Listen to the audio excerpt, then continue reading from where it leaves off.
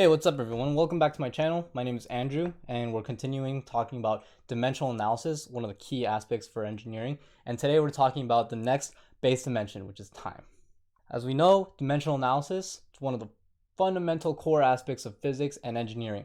First, we talked about mass, wrote out the definition of mass as a scalar, and then used that definition to write out mass balance based off the conservation of mass. And then we define length as a scalar, just the distance between two objects, and then use vectors to define length as a vector. And now today we're talking about time. So time, we're just going to say it's a scalar. So I have to talk about one of my favorite childhood shows, Drake and Josh. Mrs. Hafer, the teacher, she loves Josh because he's the nerd. He's very attentive, but she hates Drake because Drake is the class clown. He doesn't pay attention. So Mrs. Hafer says, "Josh, was Drake on time to my class today?"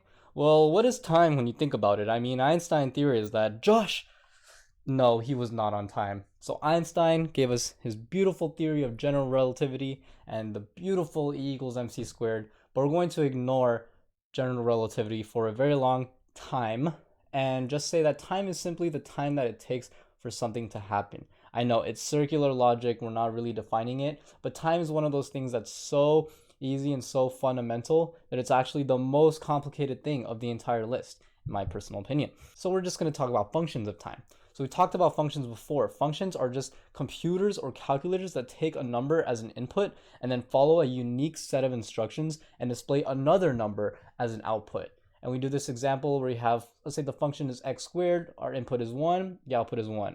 The input is 2, the output is 2 squared, which is 4. The input is 3, the output is 3 squared, which is 9.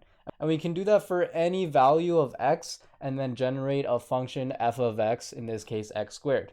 Then what we're going to do is take each of those points and plot them on the x, y coordinate. So on the x-axis, we have just the x as the input, and on the y-axis, we have x squared as the output. So again, 1, 1, 2, 4, 7, 49, and 10, 100. Then what we're going to do is add more points in between and say 1, 1, 1.5 squared is 2.25.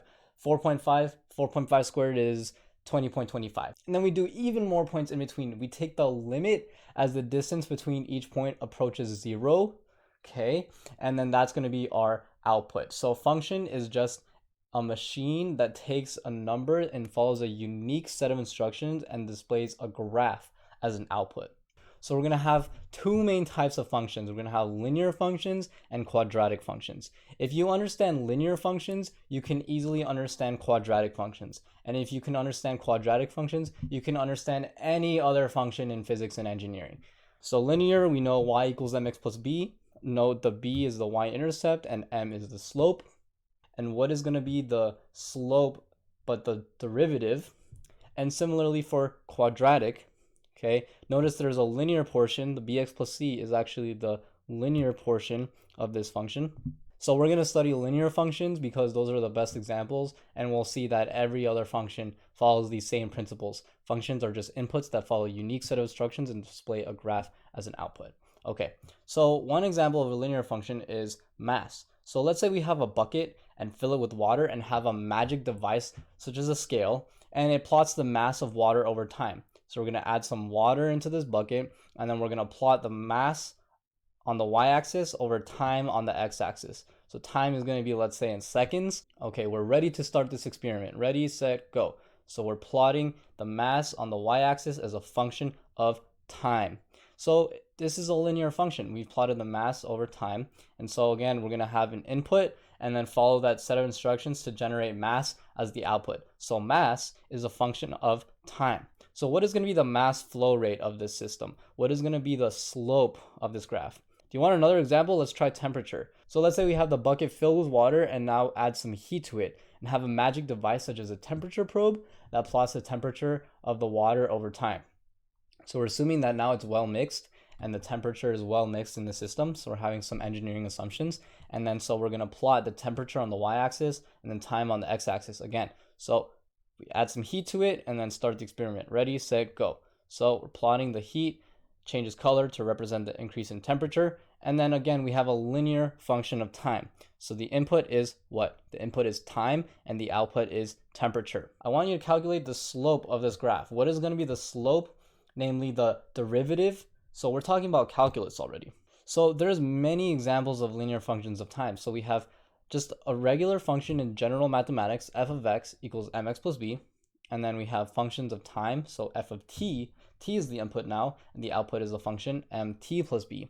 So we talked about the mass flow rate is going to be mass per time, okay? And then we're going to have the volumetric flow rate is going to be volume per time, and then velocity is going to be the distance per time, okay? So there's many examples, and notice how all of these examples are taking time as an input and then producing another output.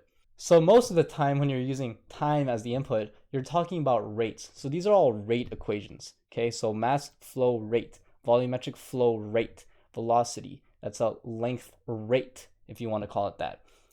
So that is why I want you to really review your math and your calculus. If you've never been exposed to calculus, well, now you have. We're actually talking about calculus at this point. So please try to review your math. If you feel like you're comfortable with your differential calculus, then take it a step further. Go on to vector calculus. If you're comfortable with vector calculus, then take that a step further. Try out some linear algebra, differential equations, because we're going to be doing lots of differential equations.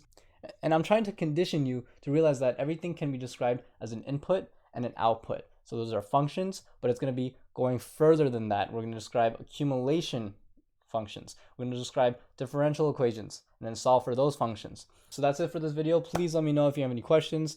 As always, like, questions definitely help me understand what you guys are struggling on, what I need to work on for myself, and I'm definitely open to recommendations in terms of my personal pedagogy, my teaching skills. I'm always looking to work on that. And then finally, one of my best tips for studying is you don't really know something until you can teach someone else. So these are actually really great for me because they help me review. So that's it for this video. Don't forget to share this with your friends, family, and dog.